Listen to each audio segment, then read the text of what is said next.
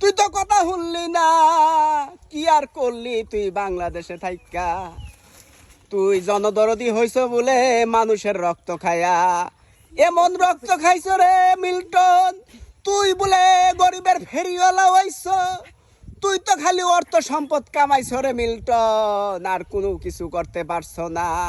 নাম যা করছো সব গরিবের রক্ত চুষা খাইছো। তোর নামে কেউ কিছু করতে পারে না, বলতে পারে না, কেউ ডিসিশন নিতে পারে না তোকে কি করবে। তুই বাংলাদেশে কেন থাকিস রে পোংটা ছাড়া? তোর মতো এরম কুলাঙ্গার আমাদের বাংলাদেশে থাকতে পারে না। এ শেখ হাসিনার যোগে ডিজিটাল বাংলাদেশে কেউ থাকতে পারবে না মিল্টন। আরে বঙ্গবন্ধু যদি বেঁচে থাকতো তাহলে মিল্টন তোকে আগেই পাকিস্তানে পাঠিয়ে দিত।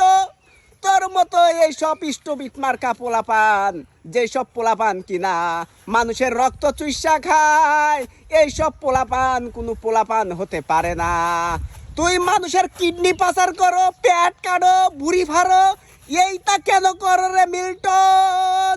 ওরে মিল্টন রে, তোরে যদি পাইতাম আমি এই সামনাসামনি, তোরে যে কি করতাম আমি কিছুই করতে পারি না। তোর বিরুদ্ধে কোনো অ্যাকশন নেয় না। আমি সাধারণ কন্টেন্ট ক্রিয়েটর হিসাবে প্রথম একটা ওয়াজ বানাইলাম এই কলা গাছের উপরে বসিয়া, দাঁড়ায়া দাঁড়ায়া কতক্ষণ পর পর কিছু একটা বক্তব্য বানাইলাম রে মিল্টন। তোর মতো লোক যেই দেশে যাবে এই দেশটাকে গিলে খাবে। এই দেশের মানুষও মন করে যে হাহাকার হয়ে যাবে রে মিল্টন। এখনো সময় আছে রে মিল্টন, মরতে হবে মিল্টন। তুই গরিবের ফেরিওয়ালা নামে তুই মানুষের রক্ত চুষা খাও। আরে তুই ঘুষের টাকা, সুদের টাকা, তুই বলে মাসে 50 লাখ টাকা কামাও। তুই কি এমন কাজ করছ রে মিল্টন? তুই মানুষের দান অনুদানকে তুই মনে করিস যে এটা তোর বাপের অর্থ সম্পদ। এটা তো হতে পারে না রে মিল্টন। মরতে হবে রে মিল্টন, কবরে যেতে হবে রে মিল্টন। তুই বেশি দিন আর বাংলাদেশে থাকতে পারবি না।